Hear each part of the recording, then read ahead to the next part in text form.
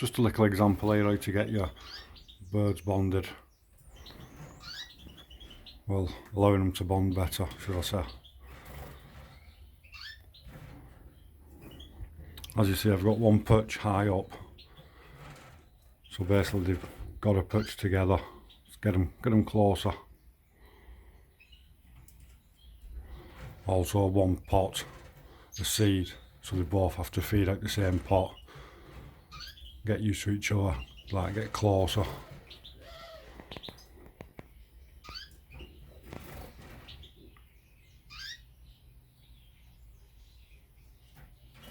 Don't think I'll have any problems with them two.